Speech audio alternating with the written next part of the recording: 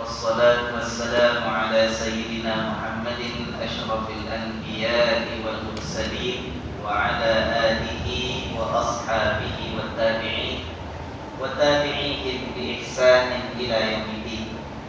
Tuan-tuan dan puan sekalian, ayo seperti biasa kita mulakan pertemuan dengan memanjatkan doa dan juga hajat permohonan kepada Allah Subhanahu wa taala agar kita ini dikurniakan ilmu yang penuh dengan barakah, ilmu yang menghasilkan kebaikan dan ketaatan, ilmu yang menjadi pelita memimpin perjalanan hidup kita sepanjang umur di atas muka bumi ini sampailah saatnya kita kembali kepada Allah nanti dalam keadaan kita ini diridainya, dikasihinya, dirahmatinya, diampunkan segala dosa dan kesalahan kita dan ditempatkan kita nanti bersama-sama dengan baginda dan Nabi besar kita Nabi Muhammad sallallahu alaihi wasallam.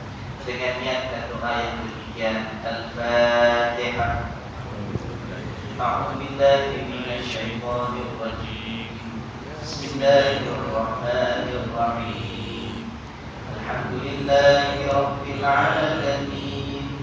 Ar-Rahmanir Rahim. Maliki yaumiddin. Iyyaka na'budu wa iyyaka nasta'in. Ihdinas siratal mustaqim. Siratal ladzina an'amta 'alaihim ghairil maghdubi 'alaihim waladdallin.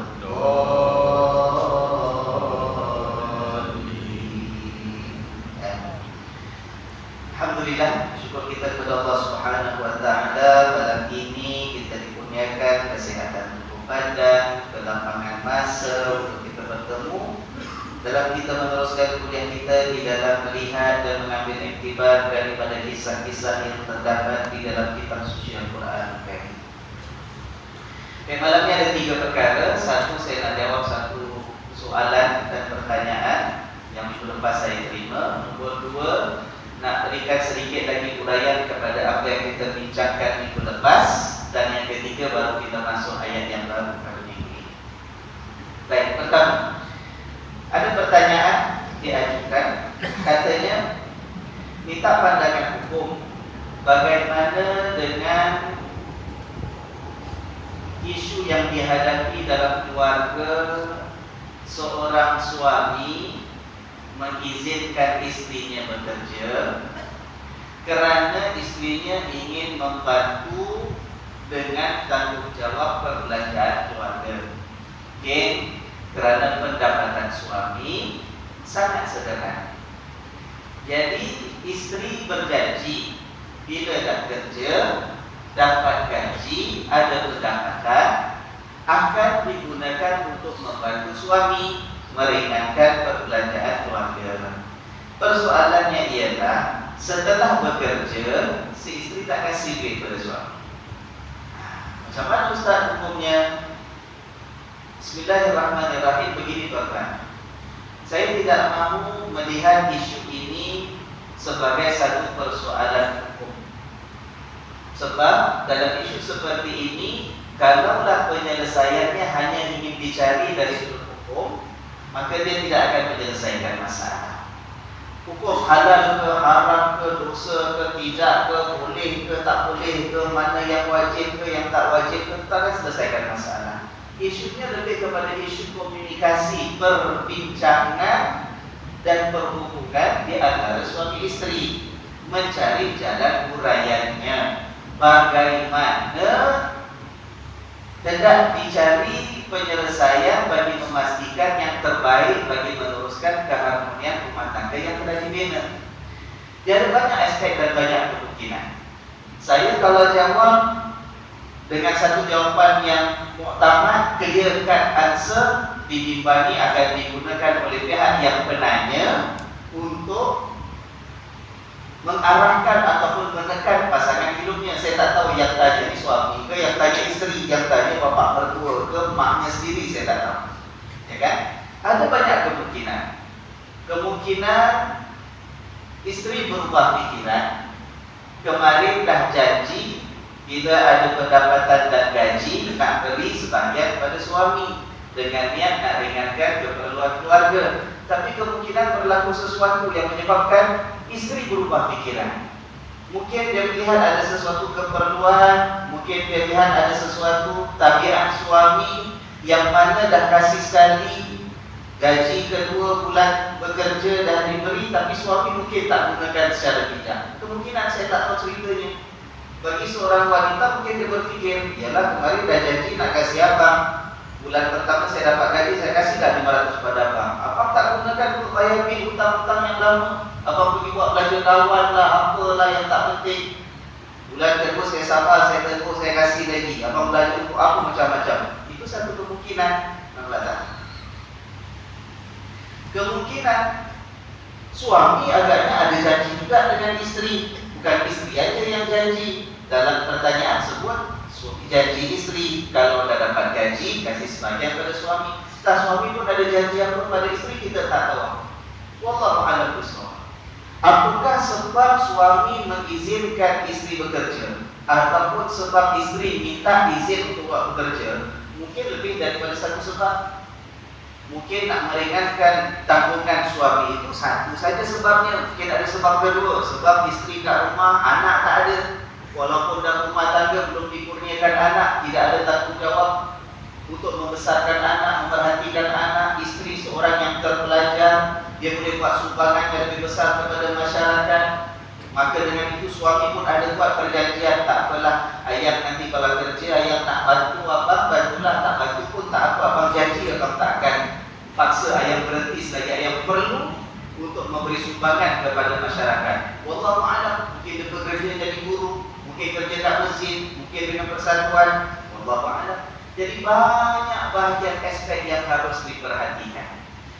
Cuma sebagai panduan umum, wanita keluar bekerja, dia tidak ada hukum yang khusus bagi semua orang. Bergantung kepada keperluan keluarga, keadaan keluarga, perbincangan persetujuan dengan suami, apa tujuannya, apa maslahatnya.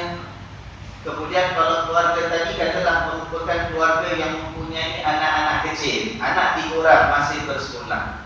Dalam keadaan keluarga yang tertentu, anak-anak itu perlukan perhatian penuh daripada ibu.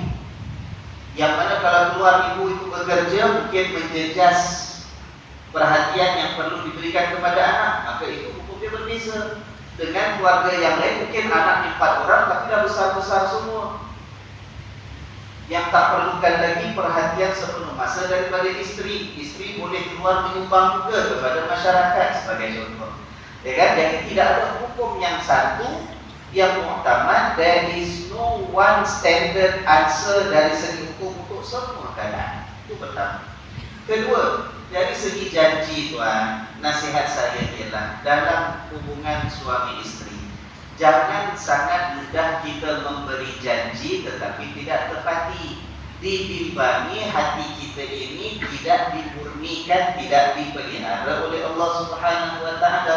Kan kita dah sebut kemarin, hadis yang selalu kita dengar, di antara tanda-tanda orang munafik ialah kalau dia janji, dia mungkiri. Suami dengan isteri hidup penuh kasih sayang itu perlu disuburkan.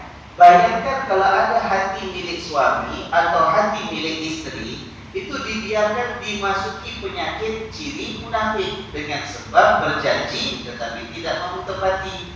Maka sebelum buat janji harus bincang dulu betul-betul, tengok mampu ke tidak ditunaikan. Dan bila dah buat janji, wajib ditunaikan.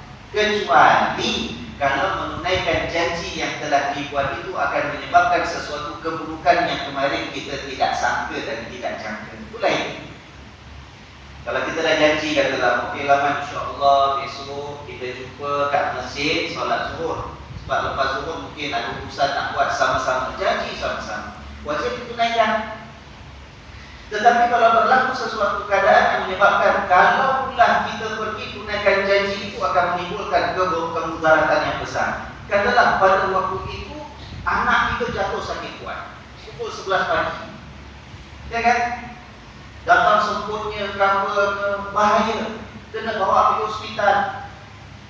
Maka kalau nak tunaikan janji juga, anak itu dibiarkan kat rumah, tak boleh hantar, bahawa wajib tunaikan janji di kawan kat masjid, mana mudaratnya lebih besar, ya kan? Itu kita kena buat pertimbangan. Jadi banyak aspek. Sebab itu saya ni jadi seorang yang tak berapa berminat kalau ada soalan-soalan tentang isu-isu kekeluargaan, nak terus beri jawapan. Kena faham orangnya, kena faham masalahnya, kena faham latar belakangnya, baru boleh duduk berikan penerangan. Nah, kalau setakat kertas, secara umum takkan mampu saya berikan jawapan. Takut kita beri panduan, tetapi panduan itu memudaratkan. Ya, urusan keluarga bukan semua selesai masalah hukum. Malah kalau kita lihat apa dia, kalau kita baca hadis-hadis Nabi SAW, hadis hidup bersama Nabi, hidup bersama dengan keluarga, hadis tentang Nabi hidup bersama dengan sahabat SAW, ya. Dalam banyak-banyak hadis Nabi itu berikan panduan, Nabi memberikan jawaban. Agak-agak lebih banyak orang tanya tentang apa hukumnya ya Rasulullah, halal ke haram ya Rasulullah, ini sunat ke makruh, ataupun lebih banyak pertanyaan dan jawapan itu lebih kepada panduan dan bimbingan untuk mengukuhkan ketakwaan dan hubungan kita itu menjadi akrab. Para sahabat tak banyak tanya masalah hukum, tengoklah hadis-hadis yang ada. Dalam keluarga pun tak timbul masalah banyak tentang hukum.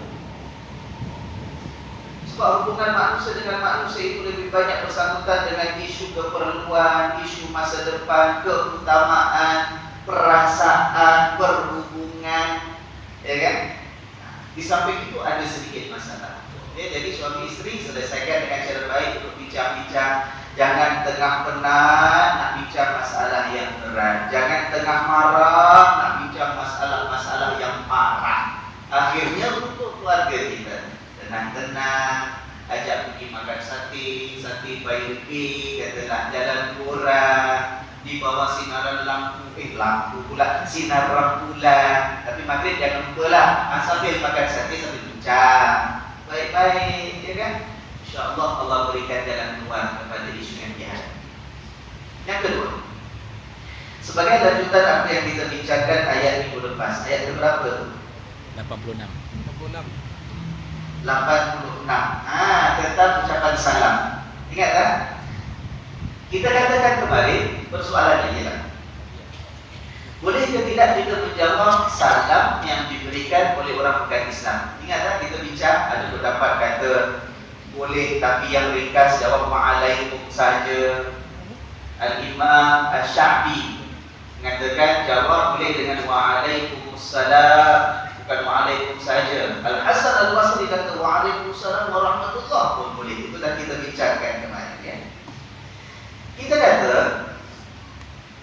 yang hadis Nabi pesan, kalaulah ahli kitab memberikan salam kepada kamu, maka hendaklah kamu jawab dengan ucapan wa'alaikum. Ingat tak ada hadis itu? Saya kata hadis itu sebenarnya ada kaitan dengan satu kisah ataupun peristiwa.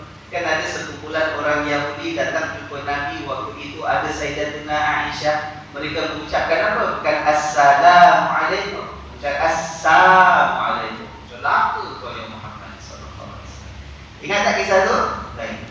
Jadi berdasarkan kisah tadi, kita kata yang Nabi pesan kalau orang Yahudi ataupun orang ahli kitab memberikan salam, kita jawab dengan wa'alaikum saja, khusus kisah itu. Tetapi secara umum, ayat yang kita baca kemarin, Allah kata kalau orang berikan salam, kita jawab dengan yang baik seumpama itu, kalaupun tidak yang lebih baik. Allah tak kata hanya orang Islam beri salam saja kita jawab salam, ya kan? Nah, ada pertanyaan sampai kepada saya. Cuba perhatikan pertanyaan. Ini sedikit kita kata imbasan ataupun sentuhan sedikit satu aspek dalam ulum Al-Quran dalam memahami tafsir dan mengeluarkan hukum daripada ayat Al-Quran. Ada seorang bertanya dengan saya, Ustaz, saya rasa tak perlulah kita berikan pembentangan berfungsi dengan masyarakat tentang pendapat yang mengatakan kalau orang bukan Islam beri salam selagi dia bukan orang yang musuh dengan agama Allah, ya. Orang Islam, orang bukan Islam biasa. Tak payah kita beritahu dengan masyarakat ada pendapat kata kita boleh jawab salam dia dengan wa'alaikumussalam. Kita mesti tegas Ustaz. Dengan orang bukan beriman, orang bukan Islam, pendapat yang kita kongsikan dengan masyarakat mesti jawab wa'alaikum saja sudah.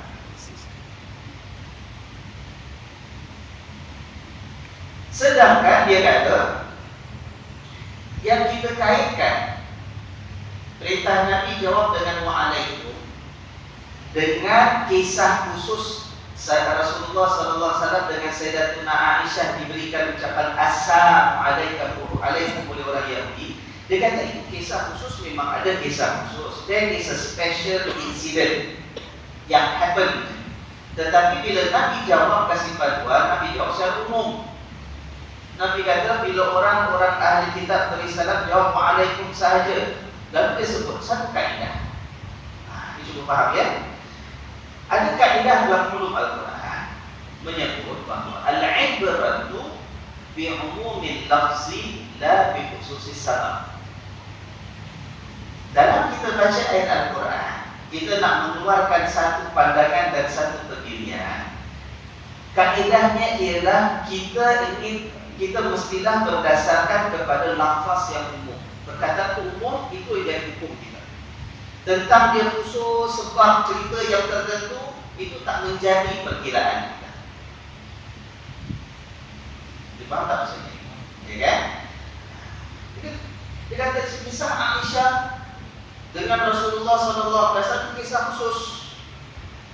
Kisah khusus tidak menjadi perhitungan. Yang jadi perhitungan ialah perintah Nabi itu umum.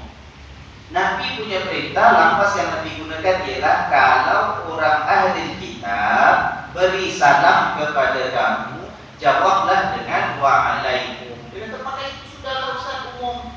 Apa kita nak tengok pada khusus cerita tentang Aisyah dengan Nabi SAW dengan pelatihan ini tadi. Maka tuan-tuan begini kita kata. Bukan maksud kaedah itu ialah kita ini mengambil hukum daripada ayat Quran dengan umum sama sekali 100% mutlak. Tidak.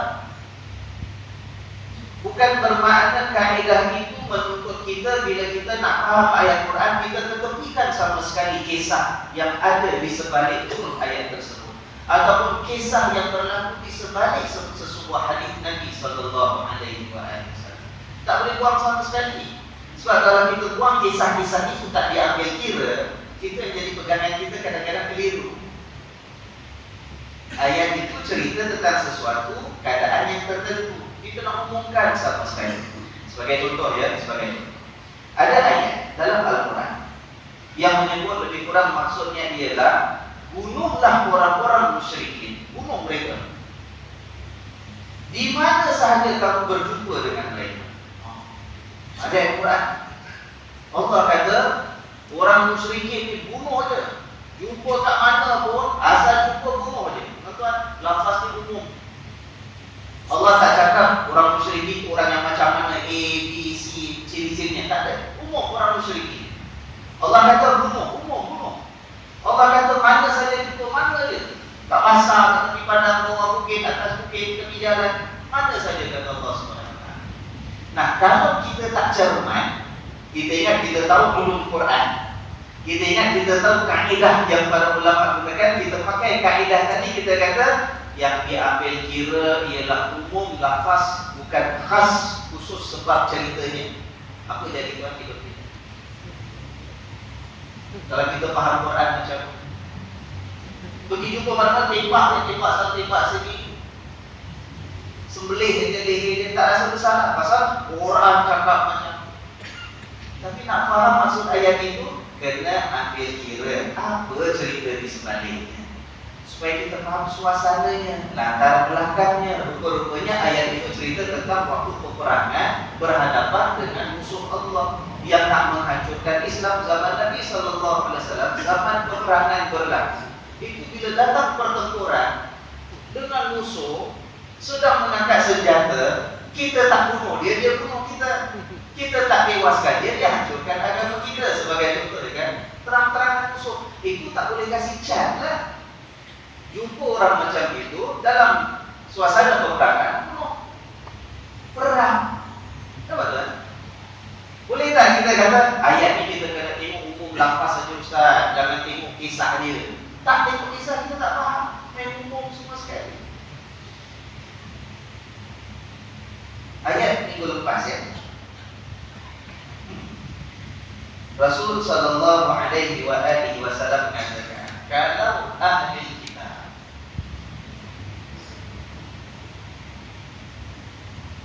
maknanya orang Yahudi dengan Nasrani berisalah,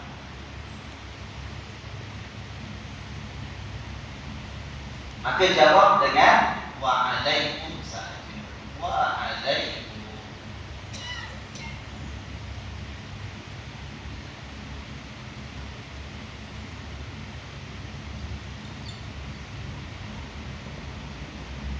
Ya kan? Baik. Umum. Dia kata umum lah Ustaz, tak payah cakap ini. Ini pasal orang yang tertentu, pasal kisahnya kisah yang tertentu kemarin. Apa Ustaz sibuk nak cakap Ustaz kalau jiran orang Kaisar kalau dia beri salam aja waalaikumsalam lah. Apalah Ustaz tu begitu nak cakap. Saya kata kita kena tengok umum lafaz dengan khusus sebab dia tu ada peringkat-peringkat yang berbeza. Lihat kan? Ahli kitab kalau beri salam, kisahnya ahli kitab Yahudi, ada satu kumpulan Yahudi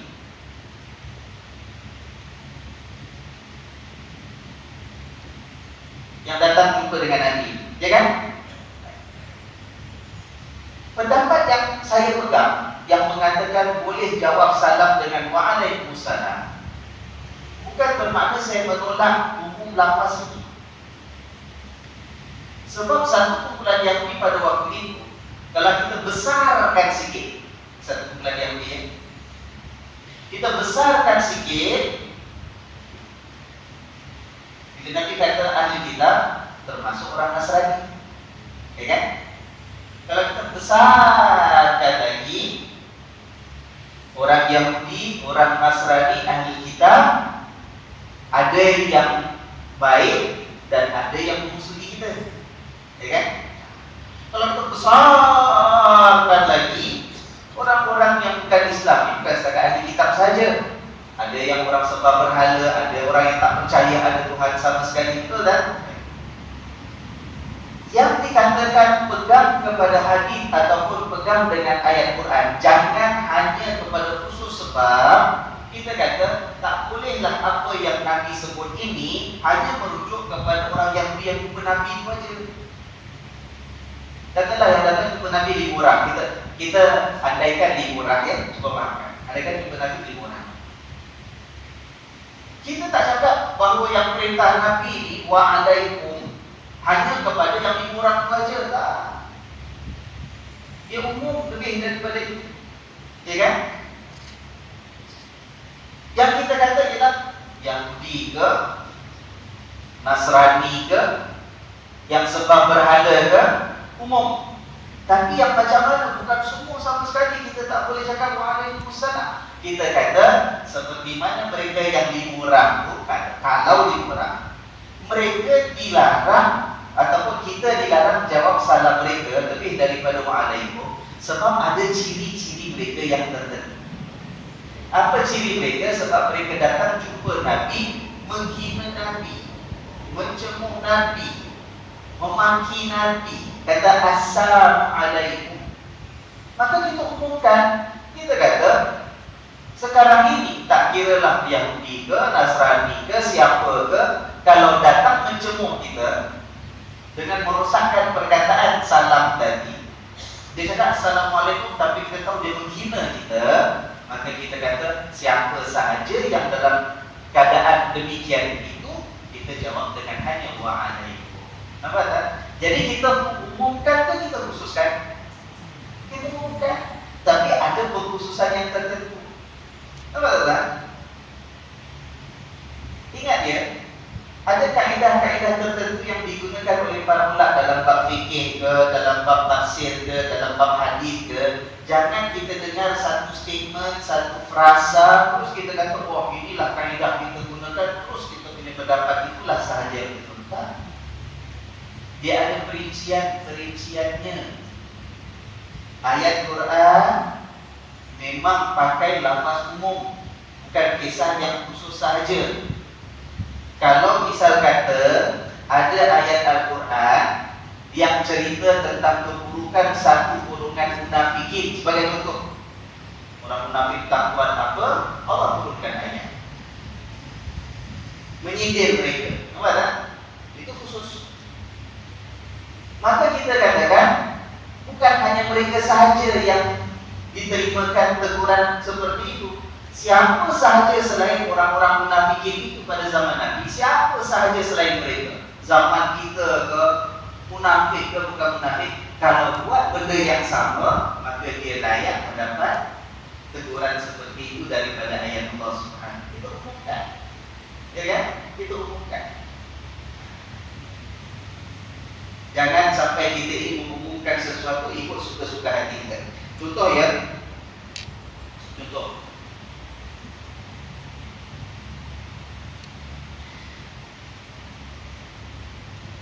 Rasulullah sallallahu alaihi wasallam di antara doa yang Nabi mohon dengan Allah Subhanahu wa taala ialah doa Allahumma ahyini miskinan wa amitni miskinan wa hsyurni bi zumratil masakin. Ini doa Nabi. Ya Allah, Engkau hidupkanlah aku sebagai orang miskin. Engkau matikanlah aku juga sebagai seorang miskin. Dan nanti pada hari kiamat Kau himpunkan aku bersama-sama dengan orang-orang miskin. Apa? Doa siapa ini? Doa Nabi sallallahu alaihi wasallam. Nabi minta hidup sebagai orang miskin. Nabi minta kalau datang ajal maut mati sebagai orang miskin. Nabi minta nanti pada hari kiamat bila manusia dibangkitkan kembali, Nabi minta dihimpunkan sama-sama dengan orang-orang miskin. Kalau kita tidak hati-hati, kita ni main ayat, hadis, perkataan terus tangkap begitu sahaja. Kita tengok mana, kita pun pakai makna begitu sahaja. Apa yang ada dalam pahaman kita bila kita dengar hadis ini? Apa yang kita faham? Apa maksud Nabi? Ya Allah, aku nak hidup jadi orang miskin, Kau hidupkan aku sebagai orang miskin. Nak mati pun nanti jadi orang miskin. Apa yang kita fahamkan? Oh, rupa-rupanya kita ni dah banyak sesat dah kita. Jadi umat Nabi, jadi orang Islam, orang beriman tak boleh simpan harta, Ustaz. Mana boleh kita ada kekayaan? Nabi minta hidup jadi miskin, mati jadi miskin, bangkit hari kiamat pun dengan orang miskin. Apa kita ni simpan duit banyak-banyak dalam bank, rumah tak cukup daripada 3 bilik, sekarang dah maisonette upgrade dia 4 kali dah. Lepas tu ada lagi education endowment untuk anak-anak kita. Nanti bila umur 18 tahun baru dia dapat dengan segala keuntungannya. Ada kan? Tak boleh rupanya Ustaz. Pasal Nabi suruh kita ini doa dengan Allah, minta hidup miskin, mati miskin, nanti hari kiamat pun dengan orang miskin. Itu maksud saya, lafaz tu tidak boleh kita pegang umum begitu sahaja. Kena faham ceritanya, kena faham kisahnya, kena faham maksudnya, khusus maknanya. Sebab itu dalam hadis ini kalau kita lihat, dia seolah-olah bertembung dengan doa Nabi yang lain. Nabi ada juga doa kepada Allah, minta Allahumma inni a'udzubika minal kufri wal faqr. Ya Allah, aku minta Kau lindung aku ya Allah daripada kekufuran dan kemiskinan, kefakiran. Macam mana Nabi? Sekejap minta nak jadi orang miskin, sekejap minta Allah lindung tak nak jadi orang miskin. Macam mana tu? Sebab itu saya katakan kena faham maksud hadis apa. Ada umum, ada khusus. Sebab itu Imam Syafi'i menyusun ilmu usul fikih itu ada bab al-'am dengan al-khas, al-mutlaq dengan al-muqayyad. Sampaikan murid beliau Imam Ahmad bin Hanbal mengatakan, sebelum guru kita Imam Syafi'i menyebut dan menguraikan tentang al-'am dengan al-khas, seolah-olah sebelum itu orang tak faham sangat tentang al-'am dengan al-khas. Itu panjang cerita. Jadi kalau kita lihat seperti mana yang disebut oleh Imam Ibnul Athir, beliau mengatakan maksud Nabi dalam doa tadi minta hidup jadi orang miskin, mati sebagai orang miskin, itu miskin maknanya apa? Bukan miskin tak ada harta, bukan miskin itu apa kerana. Tapi doa Nabi minta hidup miskin, mati miskin. Ialah miskin maknanya tawadhu'. Tahu tawadhu' tak? Orang rendah hati, tak sombong, tak bungkak, tak besar kepala. Itu maksud miskin yang dalam doa Nabi. Bukan miskin tak ada harta, tidak. Sebab adat yang ada daripada zaman jahiliyah sampai zaman Nabi dan diutus oleh Allah sampai zaman sekarang, rata-rata lah kalau kita banding antara orang yang banyak harta dengan orang tak ada harta, biasanya lah umumnya yang sombong siapa? Kalau ada sombong pun, yang sombong siapa? Yang banyak harta. Kalau miskin nak sombong, apa sebabnya? Ya kan? Itu permintaan Nabi. Kalau orang Islam ini disuruh hidup miskin, mesti Nabi dah tegur sahabat-sahabat yang kaya raya. Sayyidina Utsman, Sayyidina Abdul Rahman bin Auf. Dan sebaliknya, Sayyidina Utsman, Sayyidina Abdul Rahman bin Auf, saudagar, hartawan, jutawan waktu itu, malah termasuk dalam senarai 10 orang yang dijanjikan akan masuk surga. Nabi kata tangan yang di atas lebih mulia daripada tangan yang di bawah. Maknanya apa? Kena usaha jadi tangan yang di atas. Macam mana nak jadi tangan yang di atas kalau tidak mempunyai kelebihan harta? Apa tuan?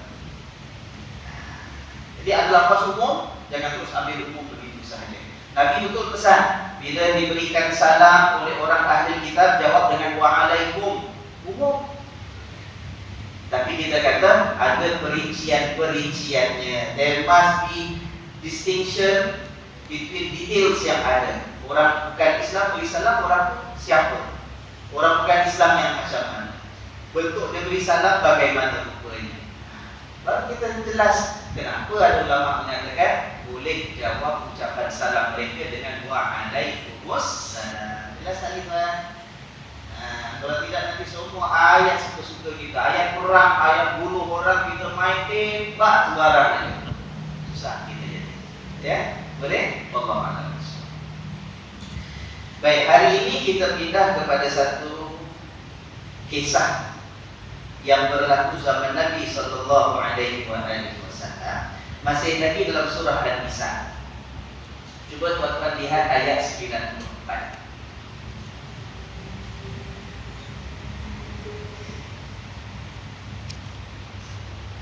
Ayat 94 surah An-Nisa yang bermula dengan kalimah ya ayyuhalladzina amanu.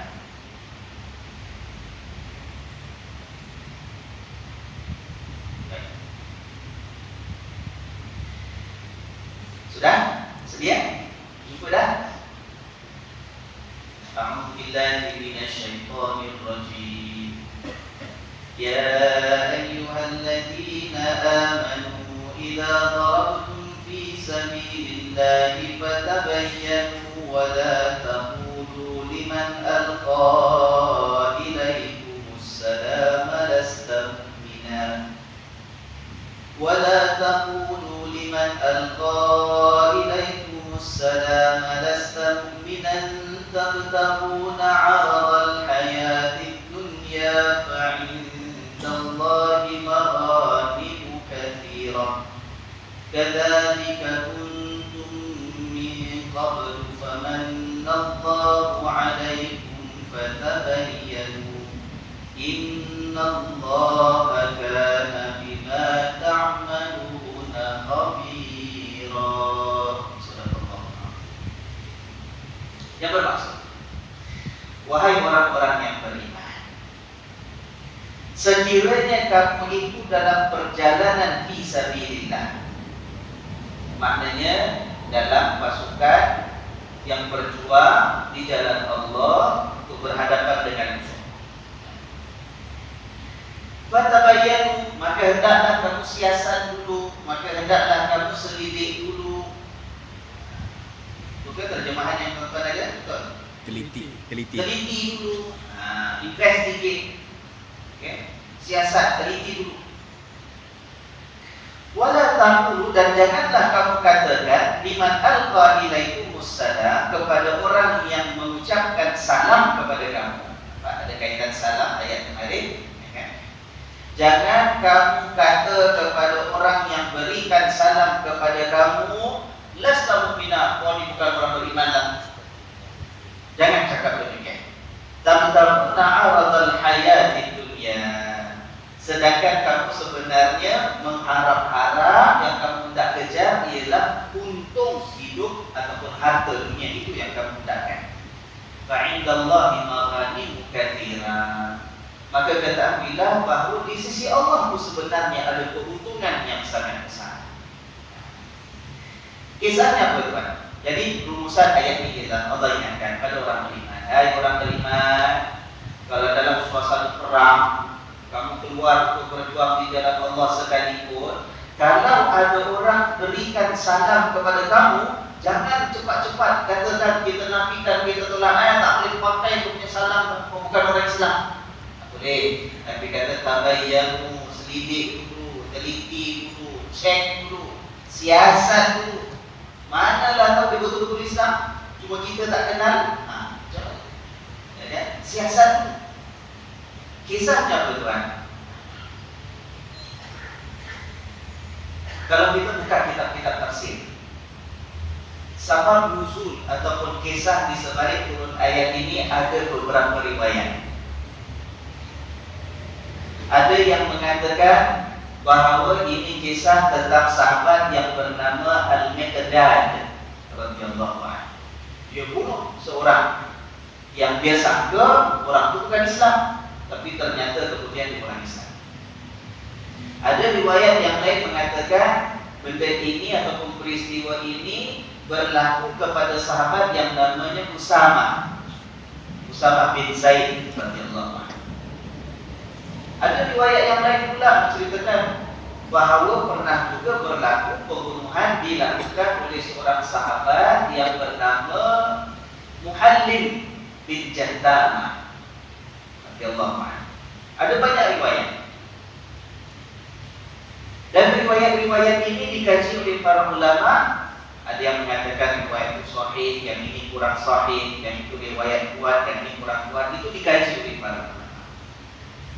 Tapi umumnya ahli-ahli tafsir bila sampai kepada ayat ini, mereka membawa kisah-kisah dan riwayat-riwayat tersebut. Kisahnya kenapa?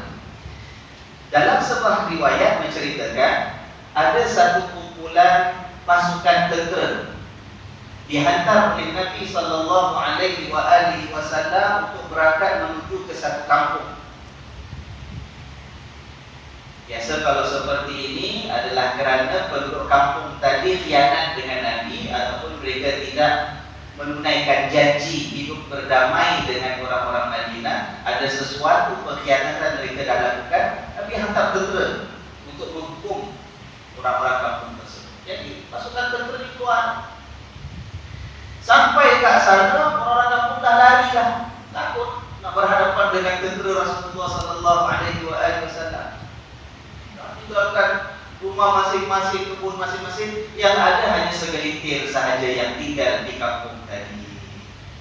Tiba-tiba pada waktu itu ada seorang yang hartanya banyak, ternakannya banyak, kebun dia banyak. Dia tak ikut lari keluar. Bila tentera Nabi sallallahu alaihi wasallam datang, dia pun sambut, dia kata assalamualaikum, la ilaha illallah Muhammadur Rasulullah. Nampak kan? Kalau tuan-tuan dalam pasukan tentera itu nak percaya ke tak nak percaya? Ini tentera Nabi hantar ke kampung tadi untuk sesuatu tindakan. Kampung dah lari dah, tinggallah tauke daging ke, tauke ayam ke, penjual buah-buahan ke, tukang kebun ke, ya. Nak lari, sayang kebunnya banyak, ternakannya ada, kambing-kambingnya, lembunya banyak. Nak lari ke mana? Bila tentera Nabi SAW datang, ada pula yang kata assalamualaikum. Baca. Waktu itu Nabi tak ada dalam pasukan tadi, Nabi hantar tentera. Nak berlaku, maka salah seorang daripada mereka yang bernama Usama bin Zaid, ada kata yang bernama Al-Miqdad, ya, tak percaya dibunuhnya orang tersebut. Tapi dah bunuh, rasa bersalah. Aku buat ni betul ke tak betul, kita tak salah. Sebut kalimah la ilaha illallah, tak dibunuh pula. Bila dia balik ke Madinah, bertemu dengan Rasulullah sallallahu alaihi wasallam, mengadu pada Nabi, bertanya, "Ya Rasulullah, berdosakah aku buat begitu begini?" Lalu ditegur oleh Nabi, dimarah oleh Nabi, dan Allah Subhanahu wa taala turunkan ayat ini. Mengatakan tak boleh. Jangan menganggap, jangan mengatakan kepada orang yang berikan salam kepada kita, kau ni bukan orang beriman. Kena siasat betul-betul, main suka-suka nak bunuh. Walaupun dalam keadaan perang, walaupun pasukan tentera, ini kan pula dalam keadaan aman damai, tak ada apa-apa dengan jiran tetangga. Ini kalau tak jelas orang Islam ataupun bukan, ya kan? Itu satu riwayat. Ada riwayat yang lain menceritakan pasukan tentera ini dalam perjalanan.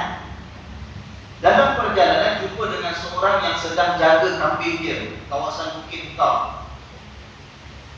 Bila dia nampak ada tentera lalu tempat itu, terserempak dengan tentera tadi, dia memberikan salam, "Assalamualaikum." Jadi ada di kalangan tentera itu ada sahabat Nabi yang mengatakan ini sebahagian daripada musuh, tak boleh kita lepaskan. Ini menyamar dia jaga kambing, konon. Lebih kurang begitulah ya, dibunuh. Itu riwayat yang lain. Sampai kepada Nabi SAW ditanya, lalu diturunkan ayat ini. Nah, tapi saya dapat satu kisah yang lebih panjang lagi. Kalau kita buka kitab-kitab tafsir, antaranya ada disebut riwayat dan kisah ini oleh Al-Imam At-Tabari dalam kitab beliau, disebut juga oleh Al-Imam Ibnu Katsir dalam kitab tafsir beliau yang dianggap antara karya tafsir yang teragung, peninggalan ulama kita yang terdahulu. Kisah ini juga disebut oleh pakar sejarah kita yaitu Al-Imam Ibnu Ishaq dalam kitab beliau Al-Maghazi pun sebut kita kisah ini. Disebut juga oleh Al-Imam Az-Zahabi dalam kitab beliau Siyar A'lam Nubala. Ini kitab-kitab yang menjadi rujukan utama dalam sejarah Islam. Riwayat disebut oleh Al-Imam Al-Baihaqi, Abu Dawud dan juga Ahmad, menceritakan yang berlaku sebenarnya pembunuhan itu dilakukan oleh seorang sahabat Nabi yang namanya Muhallib bin Jatham. Muhallib, dia ikut dalam pasukan tentera yang dibentuk oleh Nabi SAW kerana sesuatu tujuan. Sampai tempat kampung yang dituju, sampai sana memang ada seorang itu yang dia kenal daripada zaman sebelum Islam lagi. Waktu zaman tak Mekah lagi dah kenal dah. Yang namanya Amir Al-Ashja'i. Dia kenal orang ini. Jadi bila sampai sana, si Amir ni bila lihat tentera masuk, dia pun mengucapkan syahadat dan diberikan salam, "Assalamualaikum." Tapi sahabat Nabi yang namanya Muhallib ni tak percaya. Kamu kenal orang ni, tak pernah dengar cerita pun dia pun masuk Islam. Kalau masuk Islam mesti dah pindah ke Madinah, masa dia masih duduk dengan orang-orang tu, ya kan? Banyak sebab dalam fikirannya. Sampai dia membuat keputusan mengambil tindakan membunuh si Amir kerana dia sangka itu sebagai musuh, padahal dah ucapkan salam, ya kan? Tahu ceritanya ni? Bila balik kepada Nabi SAW, dia rasa tak sedap hati. Dia rasa benda yang tak kena. Dia tanya kepada Nabi SAW. Nabi marah dia. Nabi kata, "Kau tahu ke apa yang dalam hati dia? Kenapa kau tak belah dada dia? Tengok apa yang dalam hati." Dia kata, "Ya Rasulullah, mana aku tahu? Kalau belah dada dia pun, aku boleh tahu ke yang itu benar beriman kepada Allah?" Nabi kata, "Justru itu. Kalau sampai kau belah dadanya pun kau belum pasti dia itu beriman ataupun tidak. Kenapa kau ni pandai-pandai? Dia dah berikan salam, dah ucapkan syahadat, masih lagi kau bunuh dia." Nabi tak ada. Lalu diminta kepada Rasulullah SAW, "Ya Rasulullah, mohonlah ampun kepada Allah untuk aku. Mungkin dosa besar. Nabi kata, Nabi tolak, Nabi tak nak mohonkan istighfar untuk dia. Balik. Datang kali kedua kemudian. Ya Rasulullah, istaghfirillah li. Minta ampun kepada Allah untuk aku ya Rasulullah. Nabi tak nak. Datang kali ketiga, Nabi tak nak. Dan Nabi tambah dengan mengatakan, la ghafarallahu lak. Allah tak ampunkan kau lah. Kalau bahasa dasar ini, Allah tak ampunkan kau lah. Dia punya sedih tuan Muhallim ini, nangis. Dia balik dalam keadaan sabar. Dia bahasa sabar tu bikin tak air mata dia. Nangis betul dia, menyesal. Minta Nabi mohonkan pengampunan. Malah Nabi sudah datang 3 kali. Nabi kata Allah tak ampunkan kau. La ghafarallahu lak. Dia menderita sengsara, kesedihan, takut kepada Allah Subhanahu wa taala menurut riwayat yang ada itu selama 7 hari lama. Sampailah datang ajal maut dia. Allah. Sampai meninggal. Dalam riwayat itu menyebut bahawa setelah dia meninggal, diuruskan jenazahnya, ditanam, bumi tak terima. Bacalah riwayatnya. Disebut oleh Imam Al-Baihaqi, Imam Abu Dawud, Imam Ahmad. Ada menyebut dan dalam kitab tafsir yang saya sebutkan tadi. Bumi tak terima. Tak tahulah macam mana bumi tak terima. Tanam-tanam keluar balik ke, sibus buka balik ke, pokoknya ceritanya bumi tak terima. Sampaikan disebut oleh Nabi sallallahu alaihi wasallam, ada orang lain yang lebih jahat daripada dia. Ditanam pun bumi boleh terima. Dia ni. Tapi ada riwayat menyebut selepas itu Nabi menyebut bahawa ini sebenarnya berlaku kerana Allah nak memberi pengajaran dan peringatan kepada kita semua. Nabi mohonkan pengampunan untuk dia sampai akhirnya dapat dikebumikan dengan selamat. Okay? Sama ada dia itu selamat di akhirat ke tidak, itu urusan siapa? Allah. Yang zahirnya bagi kita ialah kalau orang dah buat dosa, dia menyesal betul, minta ampun, minta taubat. Yang mengampunkan siapa? Allah Subhanahu wa taala. Tapi kisah dalam riwayat tersebut bumi tak terima dia, itu kata Nabi sallallahu alaihi wasallam ialah sebagai pengajaran kepada kita. Itu kisah sahabat yang namanya Muhallim bin Jathamah, sampai diturunkan ayat 94 surah An-Nisa yang kita baca ini. Memang betul ada sebahagian ahli hadis mereka melihat riwayat ini dalam kitab Abu Dawud, Al-Baihaqi, Imam Ahmad. Ada sebahagian ahli hadis mengatakan hadis ini dhaif ataupun kisah ini tak kuat. Tetapi secara umum disebut oleh para ulama sebagai peringatan dan iktibar. Dalam kitab tafsir ada sebut, kitab sejarah Islam pun ada sebut. Cuma tuan-tuan, ingat ya, satu lagi peringatan. Kita sebagai umat Islam, bila kita belajar tentang hadis, kita gairah nak kenal tentang hukum Allah Subhanahu wa taala. Bukan semua hadis dhaif itu dibuang begitu saja, ingat ya. Sebab itu saya sebut kisah ini. Apa soal? Kita tanya apa soal Ustaz? Dan tahu ada ulama hadis kata hadis dhaif pun nak cerita dalam kuliah. Jangan cerita sudahlah. Bukan semua hadis dhaif itu dibuang begitu saja, tidak. Hadis dhaif ada sebahagiannya bila riwayatnya banyak, kadang-kadang ulama angkat darjah itu jadi hadis hasan, tapi hasan riwayat. Saya tak nak uraikan panjang-panjang, nanti tak habis kuliah kita, ya. Kalau betul berminat nak tahu tentang ilmu hadis, cari dulu, belajar sebelum kita cepat-cepat menyalahkan ulama bila ulama menyebut hadis-hadis yang dhaif. Ada hadis dhaif kalau dia tak menyebut tentang akidah, bukan halal haram, tidak bercanggah dengan hadis sahih yang lain, ada ulama kata boleh kita sebut dan boleh dijadikan sebagai iktibar, sebagai pengajaran dan peringatan untuk kita. Hadis ini disebut sebahagian ahli hadis, bukan semua. Sebagian ahli hadis kata hadis itu boleh pakai, tapi sebagian kata hadis dhaif. Contoh ya, hadis ini dihukumkan dhaif oleh Syekh Al-Arnaud, seorang ulama hadis zaman sekarang ini. Masih ikut lagi. Dia mengatakan ikut kajiannya hadis ini dhaif sebab salah seorang daripada perawinya yang sampaikan hadis itu dia majhulul hal. Maknanya tak dikenali. Salah seorang perawinya tak dikenali, tak tahu siapa orang, tak kenal sangat dia, tak belakang apa, orangnya macam mana, tak sempat orang kaji tentang dia, ya kan? Kalau ada hadis yang di antara penyampai-penyampainya itu seorang yang tidak dikenali latar belakangnya, siapa dia, maka hadis itu disebut sebagai hadis yang majhul. Hadis yang darjatnya hadis dhaif.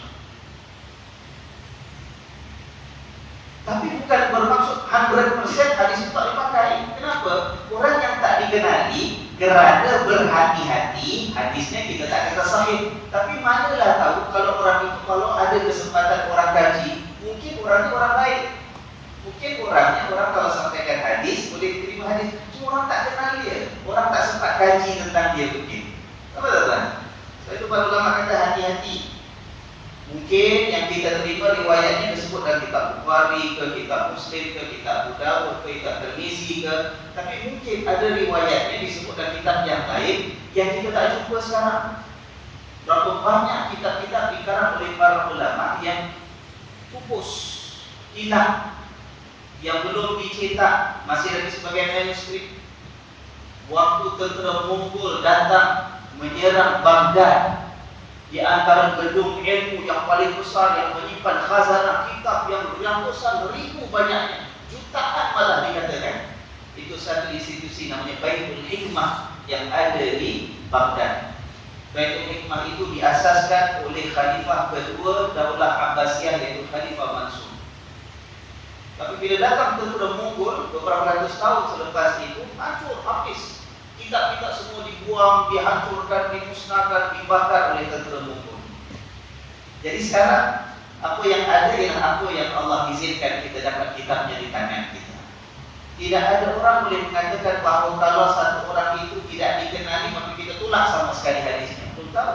Mungkin dalam catatan kitab-kitab yang telah terbuang dulu, mungkin ada kisah tentang dia, ya kan? Sebab itu orang makin berilmu patutnya lebih tawaduk dengan Allah Subhanahu wa taala. Jangan sombong dengan ilmu Allah. Tidak ada orang boleh mengatakan dia tahu semua hadis. Tak boleh. Tak ada orang boleh mengatakan bahawa dia kenal semua orang yang sampaikan hadis. Tak boleh. Kita berhati-hati ya. Alhamdulillah kita berhati-hati. Kita tak luka, tak luka kita tidak dapat hadis semua kita nak pakai, tak. Tapi bukan semua hadis dhaif kita buang sama sekali. Ya kan? Itu sebagai peringatan kepada kita bersama. Ambil iktibar daripada kisah tadi. Walaupun riwayatnya menurut sebahagian ahli hadis, hadisnya dhaif, tetapi digunakan pakai sebagai iktibar oleh kebanyakan ahli tafsir. Ya kan? Kisah Muhallim bin Jannah, pengajaran kepada kita ialah tuan. Bila kita berhadapan dengan seorang insan yang kita tidak tahu latar belakang, tapi zahirnya ada tanda-tanda yang menunjukkan dia itu orang Islam. Zahirnya dia beri salam sebagai contoh. Assalamualaikum. Walaupun orang kulit putih, walaupun tak tahu cakap Melayu, tak orang datang daripada mana, orang bangsa apa, datang Singapura, datang jumpa kita. Excuse me sir, Assalamualaikum. Adik cuba tulis sekali, please show me the direction to this such and such places. Assalamualaikum. Kita tak kenal dia, tapi zahir beri salam. Tuan-tuan, dalam hubungan manusia dengan manusia, insan dengan insan, agama Allah mengajar kita untuk bersangka baik dulu. Jangan syahwat sangka. Terima dulu yang zahirnya. Jangan terus kita tolak mak saling mana tak. Konon nak beri salam tak. Walaupun yang kulitnya putih, matanya sepek, hidungnya kemek, ya kan? Malu punya. Jangan. Kita dengan kita. Tengok gaya apa gaya macam ni. Tak orang Filipin mana, tak orang Islam pandai-pandai nak beri salam. Assalamualaikum, Assalamualaikum. Jawab dulu Tuhan, Waalaikumsalam. Nak pastikan. Kalau dalam keadaan perang, takut kita sampai terbunuh orang tersilap, kena periksa dulu, siasat dulu. Jangan bunuh dulu. Ya kan? Tapi hubungan sosial biasa, sangka baik, terima Islam yang zahirnya dulu, ya kan? Jangan siasat kalah. Kemudian besok lusa kalau dah jadi kawan, dah kenal, oh rupanya bukan orang Islam, dia dengar-dengar orang beri salam, dia pun ikut-ikut, itu lain cerita. Dan kita layan dia seperti mana orang yang bukan Islam, dengan kewajibannya, haknya secara adil, ya kan? Menjadi peringatan juga kan?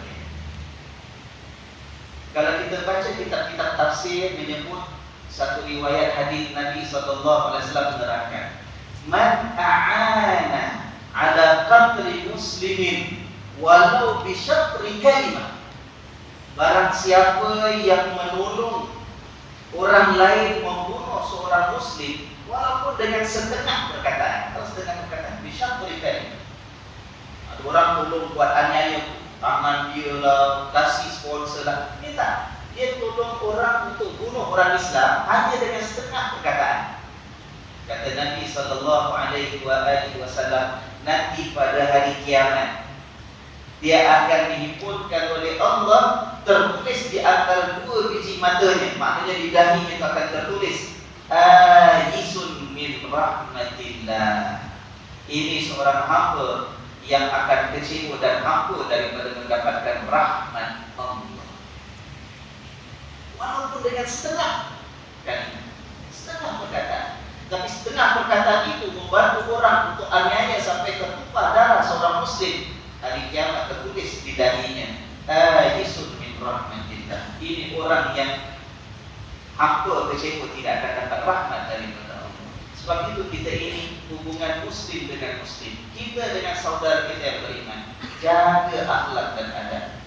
Jangan sampai ada perkara yang kita buat sebenarnya mengguris maruah dan nama baik seorang mukmin. Hatta sampai kalau sampai menjatuhkan ataupun mengorbankan nyawa, itu lebih dahsyat lagi.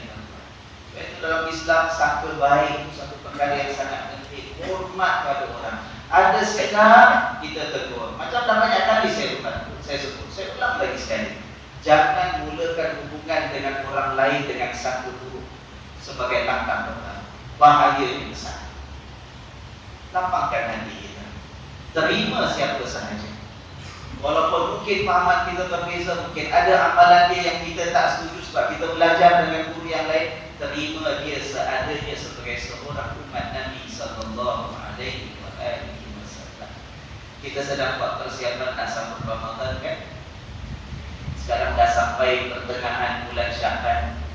Ini Syaban bila? Besok malam. Besok malam kan? Maknanya besok ni dah 14 hari bulan Syaban. Itu dah sebagai peringatan 3,5 bulan kita tak sambut Ramadan. Ramadan kita bersihkan hati kita. Ramadan bulan kita ini mengukuhkan ikatan hubungan kekeluargaan, persaudaraan umat Islam sesama kita. Jangan kita simpan perasaan sangka buruk, syahwat sangka, benci, dengki, hasad dengan mereka. Nanti bulan Ramadan kita nak pilih sembahyang 8 rakaat atau 10 rakaat, pilihlah. Masjid ini baca khatam 1 bulan ke, tak khatam 1 malam 1 juz ke, ataupun baca Quran terawihnya surah biasa Al-Takasur sampai surah An-Nas ke, yang ini ekspres ke, yang itu panjang ke, yang ini habis pukul 9.30, pukul 10.30 ke. Kita pilihlah mana yang sesuai dengan diri kita. Tapi jangan sampai bulan Ramadan sebagai orang jadikan bulan untuk mengata orang lain. Apa masjid ni, apa buat imam ni, apa jamaah ni, apa sembahyang 2 rakaat ni, apa sembahyang 8 rakaat ni, apa satu malam 1 juz panjang sangat, pernah untuk aku nak berdiri. Ini apa ekspres cepat sangat, tumak nina pun tak ada. Tuan-tuan, ada benda kita rasa tak betul, kita sampaikan dengan penuh adab. Tak payah keluar Facebook, duduk kat kedai kopi, nanti lepas terawih cakap pasal orang-orang ni, tak payah.